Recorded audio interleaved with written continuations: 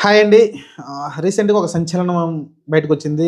Fun bucket సంబంధించిన ఒక YouTube channel ఏదైతే సంబంధించిన భార్గవ్ అనే వ్యక్తికైతే 20 సంవత్సరాలు జైలు శిక్ష పడిందండి.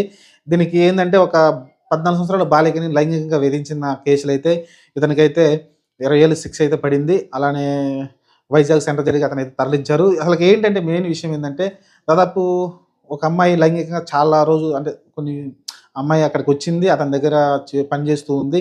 అతను దాదాపు మాటి మాటికి లైంగికంగా వేధించాడనైతే ఆమె అయితే కేసు పెట్టింది. ఆ కేసుకు సంబంధించి దాదాపు సాక్షులు ఒక 20, 24 మంది ఉంటే 20 మందిలో దాదాపు ఒక 17 మంది వచ్చి డైరెక్ట్‌గా కోర్ట్‌లోకొచ్చి సాక్ష్యం చెప్పారు. నిజమే ఆ అమ్మాయి చెప్పింది ఇలా లైంగికంగా వేధించాడనైతే కోర్ట్‌లో డైరెక్ట్‌గా సాక్ష్యం చెప్పారు కాబట్టి అతనికైతే ఇంగ డైరెక్ట్‌గా కోర్టు భార్గవ్ తప్పు చేశాడని 20 ఏళ్ల జైలు శిక్ష అయితే విధించింది.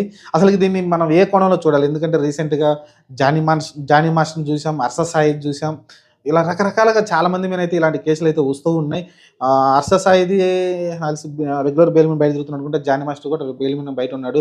వాళ్ళందరూ కూడా ఈ ఫోక్స్ కేస్ అంటే ఆహ్, మైనర్ బాలికలు ఎవరైతే 18 సంవత్సరాలు నిండిన బాలికలు ఎవరైతే ఉన్నారో వాళ్ళని మైనర్ అంటాం కదా! వాళ్ళనైతే హింసించిన కేసులైతే లైంగికంగా వేధించిన కేసులైతే ఇలా జరుగుతా ఉంటుంది. ఇది మనం ఎట్లా చూడాలనేదైతే ఒకటే అండి. నేను సింపుల్ చెప్తున్నా ఒకటే మరీ దీన్ని ఎక్కువ థింక్ చేయాల్సిన అవసరమే లేదు. ఈ సమాజంలో ఏమవుతుందంటే ఆహ్ ఎలా అంటే డబ్బొచ్చిన తర్వాత ఏముందంటే కొంచెం మిగతా వ్యసనాలకైతే అలవాటు పడతా ఉంటారు. అలవాట్లు పడ్డ తర్వాత ఇంకా కొన్ని విషయాలు మన మైండ్ అనేది కొన్నిటిని వదిలేస్తది.